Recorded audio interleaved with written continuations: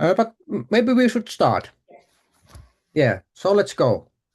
So today our webinar is about the first impression personalization, and that might be some kind of buzzword for someone, but my goal for this webinar is that you will realize what this actually is and how it affects to marketing. And in my mind, it's one of the greatest things what you can do in marketing. But let's see what you think. And here is your hosts. So my name is Dini Mäntylä and I'm founder of Wayby.io. And I just want to you so that you would start thinking marketing a little bit differently. And this first impression personalization is something that um, is is personalization that happens from the first impression, not after the conversion, but everything what happens before the conversion in order you get that conversion. What about Anne?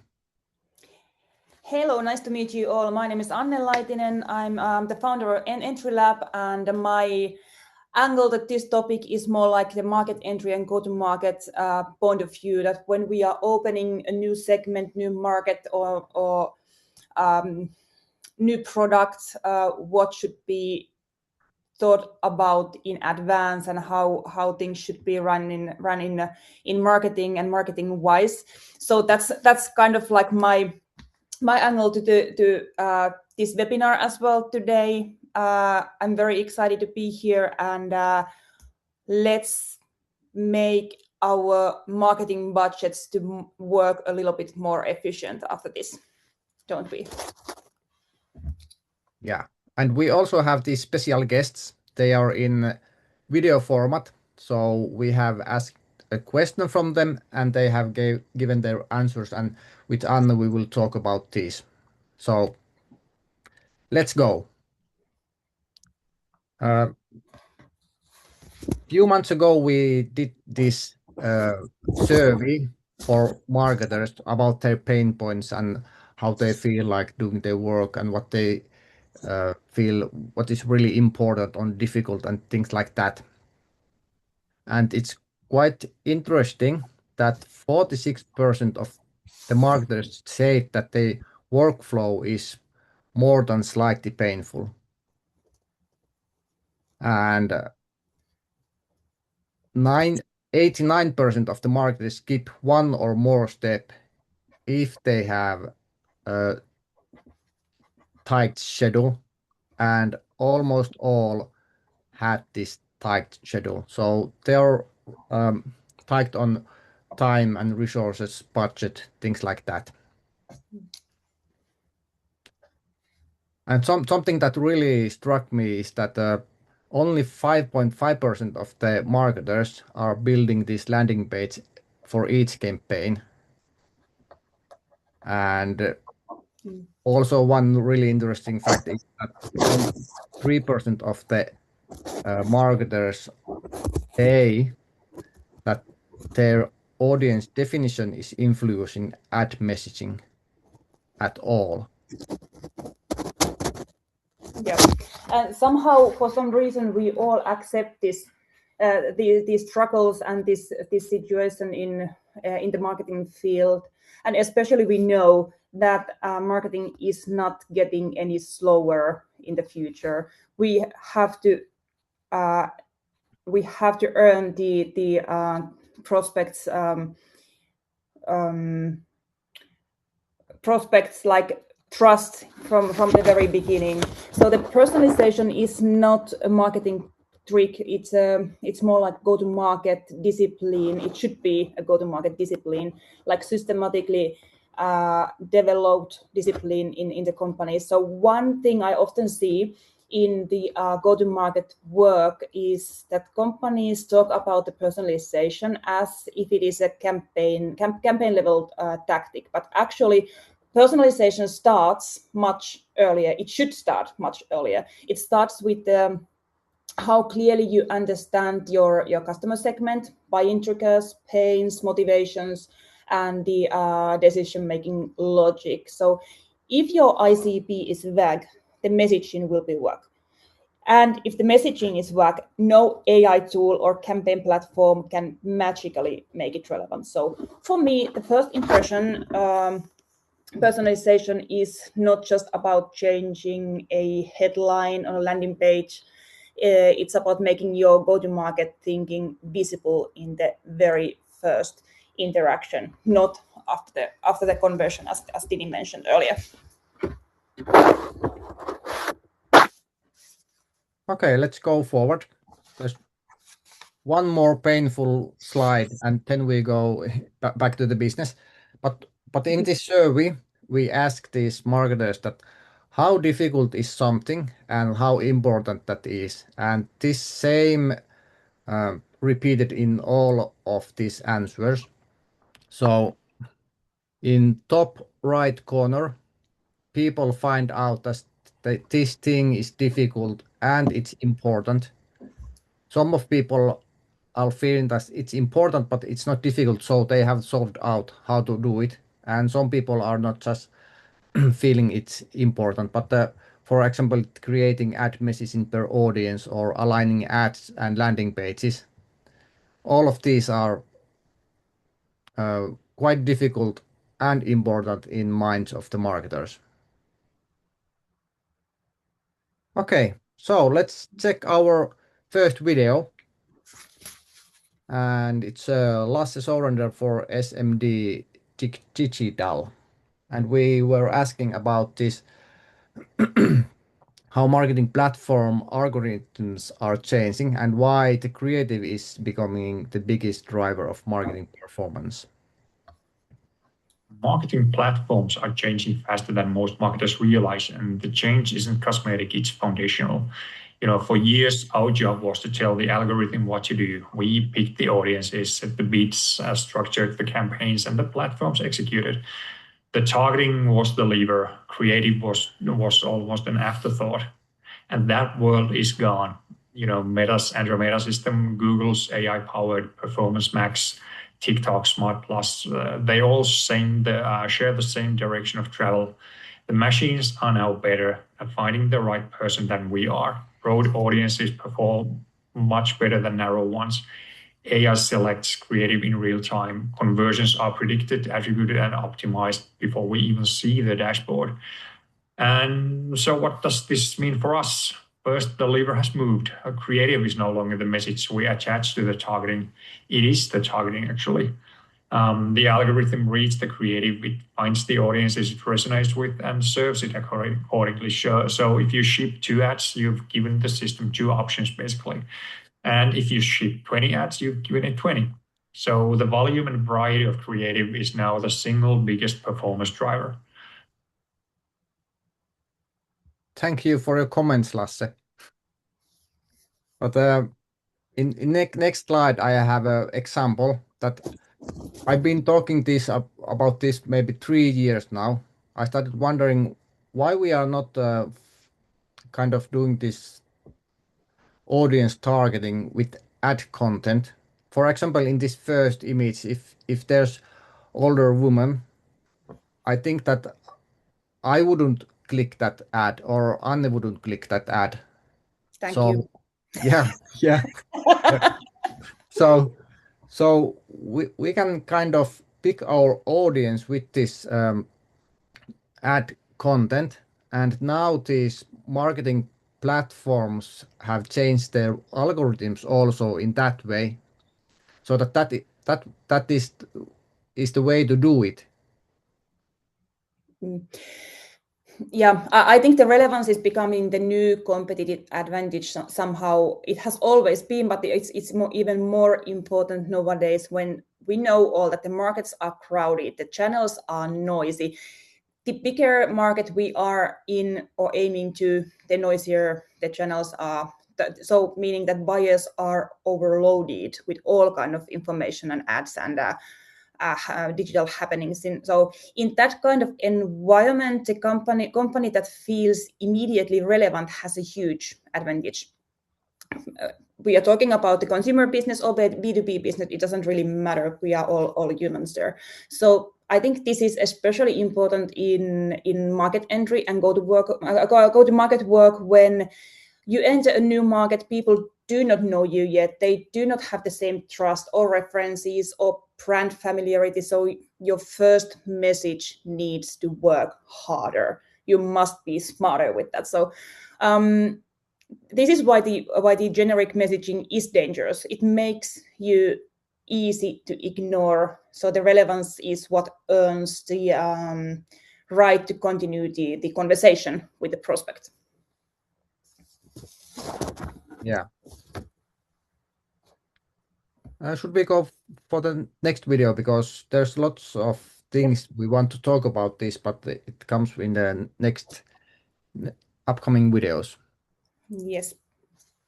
So how AI can help create this content? Content creation used to take a lot of time. You had an idea, you were polishing the text a lot, thinking through and maybe showing it to somebody else to even kind of give comments, and it was super slow. But today, with the tools that we have with AI, it's so much quicker. You can have different versions, you can ask input directly, you can even use your previous data and install that back to the system and say that this worked well and this didn't. But of course, it's not that simple. So you need to work with your tone of voice. You need to train the AIs to understand what you want to write about, build the expertise inside the systems before you can actually get the best benefits out of it. But the time is great now. So I hope that you will also start using that. For me, it's a daily work to work with content and just getting better constantly. Can I make the first comment, Tini? Yes, please. I have so many things to say for this. So also relevant for this picture that you are showing there now. So AI, it does not fix unclear positioning. It exposes it. So AI can produce content fast, but if the company does not know who it is speaking to, what it stands for, and why the customer should care, AI simply scale the confusion. So in go-to-market work, again, clarity becomes before the volume. Before producing more content by yourself or with the help of AI, companies need to define the commercial logic behind there. So who are we targeting? What problem we are solving? Why now? What makes different? And what should happen next in our customer journey? So AI becomes powerful when it works with the strong background data. So meaning ICP, positioning, customer pains, let's say value proposition, proof points, or tone of voice, or campaign goals. So I think that's we shouldn't forget the basics of the marketing when using the AI. Otherwise, we will be, let's say, lost in translation in some way. Do you have any comments for that? Yeah, and I was also wondering that what Lasse told and what Aslak told, that if you are just producing more and more, but your ICP profile is not correct, you're not getting results, or you are doing it in general way, so you are just producing lots and lots of general ads or something like that. So it doesn't make sense. And also in our research, we found out that there's a huge fragmentation of tools, for example, that marketers have to use maybe, was it 6 point something or 7 tools to launch one campaign. So the fragmentation is a very big issue also. So what if we could combine all of this, what we see here, so that we would have this company data and ICP profiles, campaign plans, and personalized ads and landing pages in the same system? How much easier it would be for marketers to work like that. And one really important thing is that the data is in the same place. So it's much easier to analyze and understand what works and what doesn't work. Yeah. And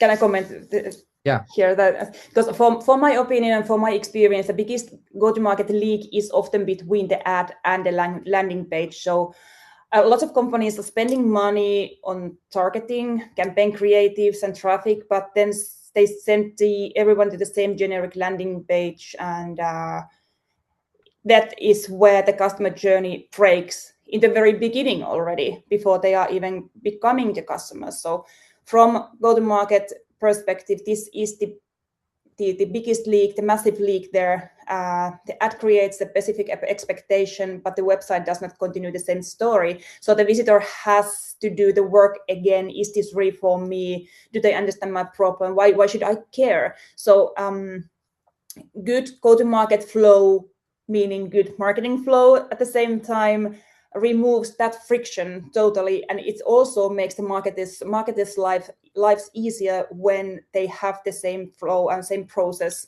on their table. So it carries the same logic from audience to message, from message to landing page, and from landing page to the next action, which whatever it's planned to be. So I would say that the good go-to-market is a learning system more than one of launch. So if we are talking about the strong go-to-market process, it's not about creating one perfect campaign and hoping it works, and it's more about building a system that learns, and what you just mentioned, that it's about testing the different audiences, different messages, different visuals, and when you test all these. It's like Rubik cube that you are changing and looking at it from a different angle. So messages, audiences, offers, landing pages, CTAs, customer journeys, and then you learn what actually creates the movement, which ICP responds, and which pain point gets the attention. So which message creates the trust, and which landing page converts the best. So that is where the real value actually is in the marketing. It's not just campaign execution, but it's a continuous go-to-market learning. Did I copy you right? yeah, Yep. and for example, in the survey we found out that using ICPs is really hard, because it's you have done it in some kind of workshop, and it's in your head, or it's in a paper sheet. But how you can test it? What kind of will we have? We have this kind of term that tone for audience. So you have ICP and you have tone for audience, and you can test what kind of messaging works for this ICP. So that's something that marketers find hard, and I've been thinking how we can solve that, so that everything starts from the ICP, the messaging and the tones and things like that, so that you can really start testing and learning. Yeah, and it requires quite a strong base work there with the branding and tone of voice, and such of like basic things that you are able to generate the tone of audience. I love the term. Yeah. Yeah. So next video maybe. Yes. The thing that most people miss is that the human role becomes more strategic. The algorithms are powerful, but they don't know your brand. They don't know your margins. They don't know which customer is worth keeping and which is worth losing. And that's the human job. We become the editors, the strategists, the people who decide what to feed the machine and what to do, what it gives back. The marketer who wins in the next 5 years won't be the ones who have the best campaign structures. They'll be the ones with the best ideas, the highest creative output, and the sharpest strategic framework behind it all. So basically, you need to feed the machine well, measure what matters, and never forget that the algorithm doesn't have taste. That's still on us.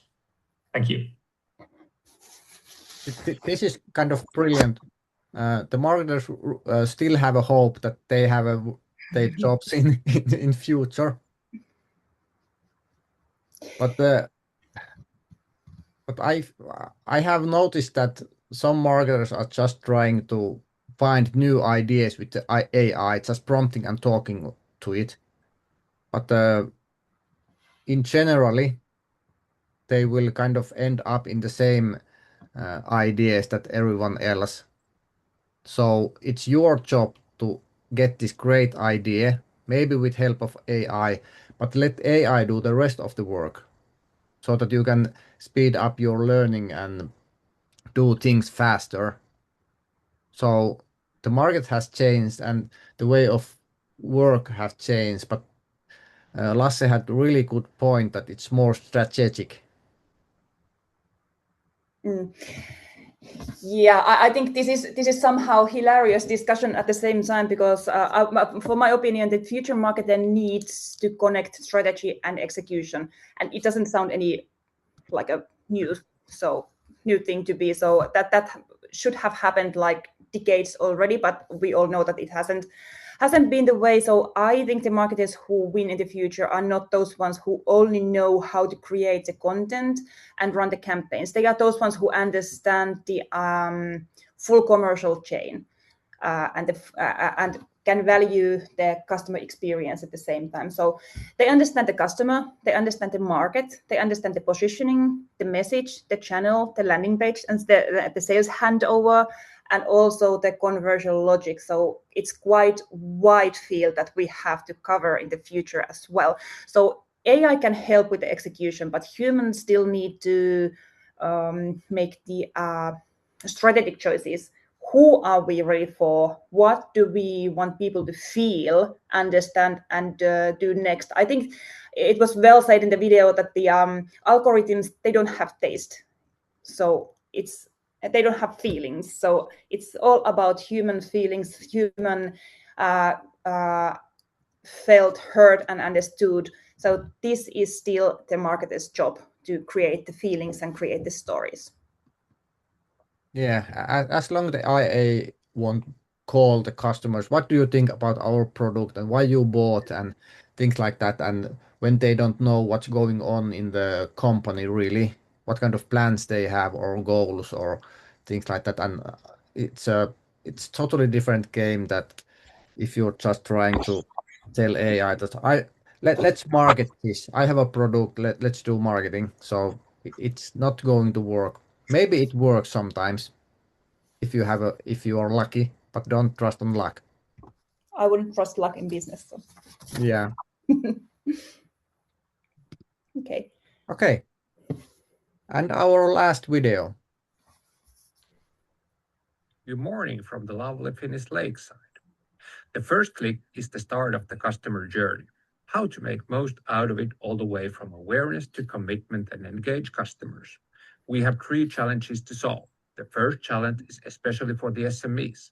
Marketing teams are expected to generate awareness and demand, convert customers, and build long-term customer relationships, all with limited resources. The second challenge is the increasing competition for attention and people's decreasing interest span. The third challenge is increasing the cost per click for your ads.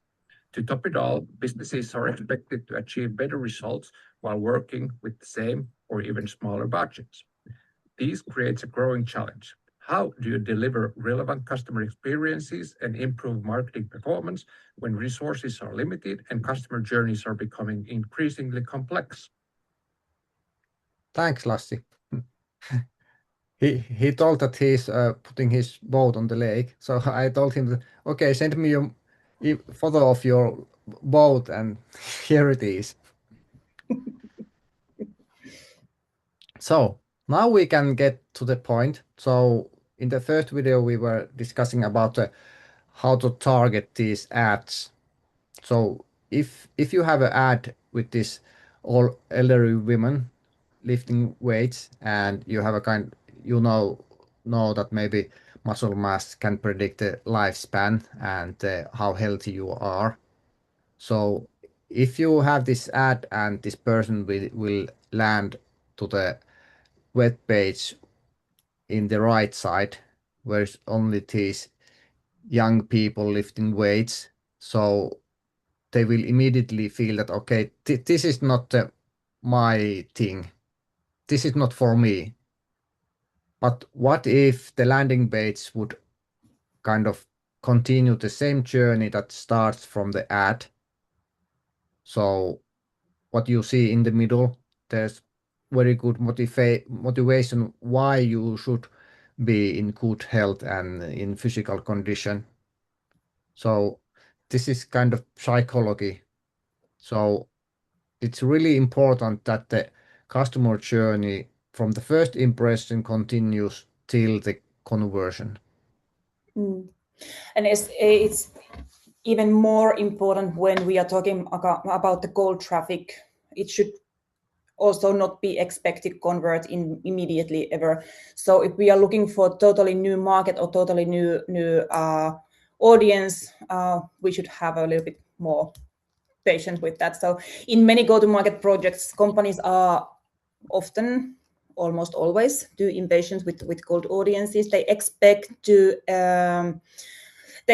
a person who has never heard of them to see one ad land on a website and immediately book a call or make a purchase or check out or whatever is the call to action there. So that is not how most buying processes and buying journeys work. Especially in B2B, the first goal is often not it shouldn't be the conversion. It is progression. So did the person understand us? Did they feel this was relevant? Did they move one step closer to the conversion? And so that is why the first impression matters so much. It does not need to close the deal, but it must create enough relevance and trust for the next step to feel natural for them to take. Yeah, I think the most important thing is that when this person lands to their website, they feel that this company knows my pains or goals. They really understand me, and this is something that I can start building trust. Maybe they will convert on the first visit, but usually not. Of course, it depends what kind of company you have or service or product. But this is my point, that we should take different kind of ICPs, make ads for them, just for them, and also continue that same story on the website. Because usually personalization starts after the conversion, when you know this person, who he is.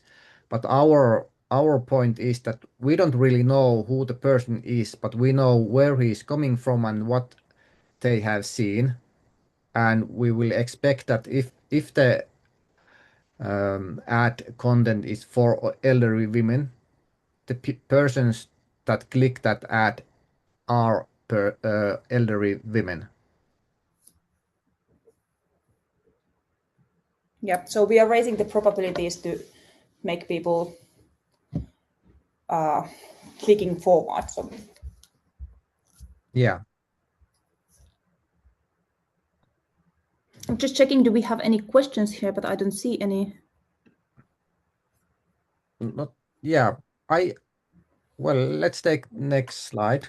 Yes. And I have a poll. I had also poll for start, but I forgot that, so we have only for end.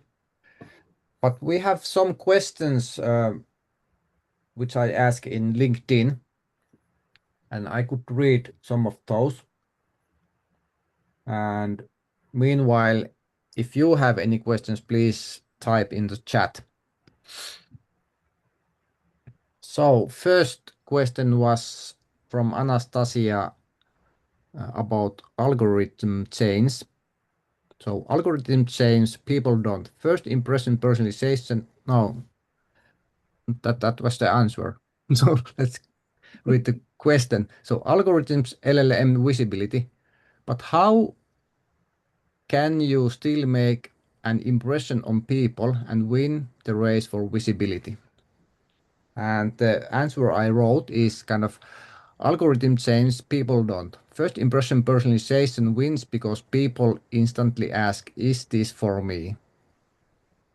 In AI-filled world, relevance becomes the new visibility. The brands that make people feel understood first wins first. Yeah, I think nobody can't really win the competition with the algorithms. We just can we can work for those things that we can really affect for. So we can learn from our ICP. We have to understand our ICP better and better all the time, and that's how we can kind of like win the running competition with the algorithms. So they will be changing always and constantly. So it's not about algorithms, it's about your customer. Yeah. And Jasmina Inkinen had a long question. I will read it for you. And so personalization is obviously a really effective way to market a specific target audience. But have you ever run into a situation where personalization becomes too accurate to the point where it feels a little creepy? How does the targeting actually work in practice? Where does the personalization data come from, and what happens if data is conflicting or incomplete? Do users then get redirected to more general experience/page? I think we have covered these, but in nutshell, the approach I recommend is actually not relying on heavily on the personal data at all. Instead, we use what we already know, where the visitor come from, and what message got them to click on the first place. If someone clicks on ad about the specific challenge, industry, or use case, the website simply continues to the same story. That makes experience feel relevant rather than creepy. The benefit of that the data is always correct. You know exactly what message attracted to the visitor, so you can personalize based on that context instead of guessing who they are.